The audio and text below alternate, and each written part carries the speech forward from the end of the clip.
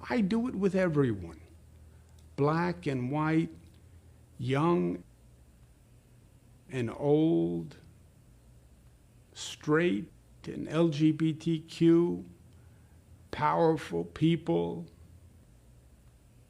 friends, strangers, people who I meet on the street.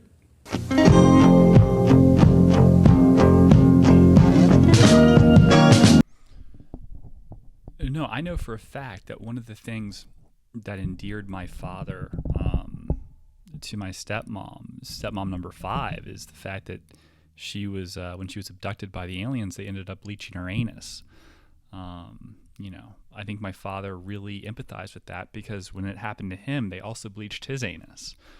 So when you think about like the quantum mechanical models and like science and math and how to communicate with otherworldly beings, like superficial stuff, like, I don't know, stuff you might go to like a Korean nail salon for, that they do the stuff in the back room. The aliens also do that stuff. It makes you wonder, did they watch us do it? Like, did they like see through walls and see that people, Homo sapiens, were doing this to themselves, and like, oh, we should try to see if we can do that so that we can, get jobs if we try to assimilate into their culture. It's one of the things that we might be good at. And well, apparently they do a good job, and they're getting better. Practice makes perfect. It's like this podcast. Been off for 2 weeks. It's been very hard, but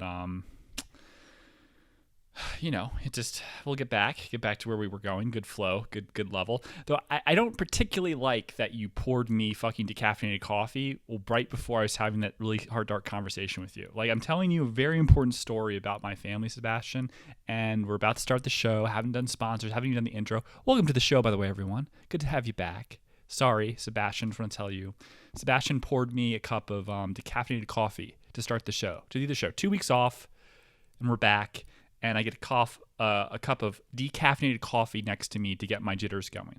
We live in a really bad neighborhood. He could just as easily gone to the corner and got me some crack or some meth, and that would have been fine.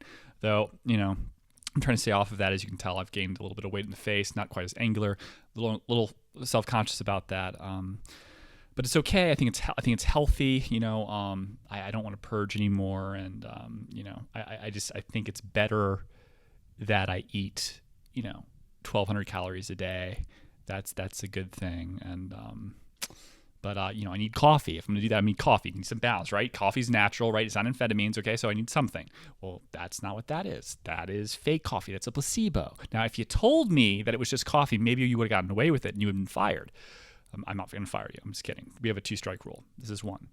But my God, dude, like, what am I? It's before the show. What do you think it is? I like the taste of coffee. Who likes the taste of coffee, really? If coffee was really legit, just like coffee and ice cream. Okay, complimentary thing though, right? Yeah, it's complimentary. You don't just drink coffee for the sake of drinking coffee, or peer pressure, like late at night. Oh, it's going to keep me up, but I'll have a drink with you. I'll have a decaf. Right? That's what old people say on television shows from the 90s.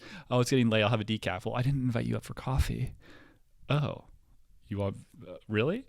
Yeah, it was just, I don't know, like Seinfeld or something, right? So, it just would have been nice. So, while I do sponsors and talk some more, maybe think about figuring a way to make that up, because that's strike one.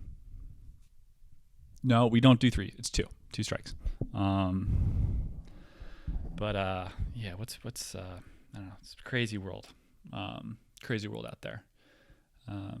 Yeah, so she's like that, and when I met her for the first time, I remember I was so frightened by her that I ended up drinking all night at a bar in West Palm Beach across the bridge, Bradley's. And I met this girl who's vegan, and I didn't really have anywhere to go with her. I didn't want to go back to the house, and I didn't really want to go, so it was like kind of like awkward. I'm not like randomly going to sleep with this girl. So I took her to my dad's office, where he has all these dead animals on the wall that are mounted up, like antelope and wild boar and stuff. And we ended up having sex, and I talked her out of, being afraid of the animals. Said, oh, don't worry about it. She's vegan, having sex amongst all these dead animals. I must be that good. Kind of makes you feel good as a guy to have sex with a vegan in front of all these dead animals. Like, that's kind of almost like a satanic ritual to her, or something pure evil. But my dick, or my aura, or my sex appeal was so powerful that it overcame her giving a shit about anyone but herself and the lustful pleasure she was about to receive from Leviathan. That's the name of my penis. And it makes me wonder, if a tree falls in the woods and there's no one around to hear it, does meat taste good? Because she's not telling her friends about that one. Not that she's embarrassed. Why would she be? I'm amazing. But like that specific scenario, the context, that's not something you want to tell your friends. They'll start talking behind your back. It's like all women. Never mind vegan, normal, not sane, whatever.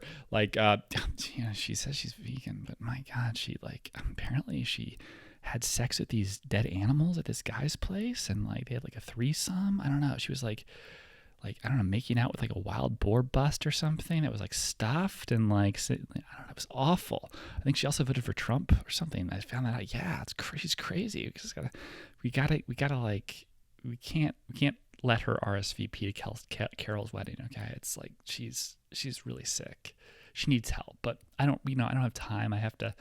Sorry, I'm not going to diatribe about that, but something like that would happen.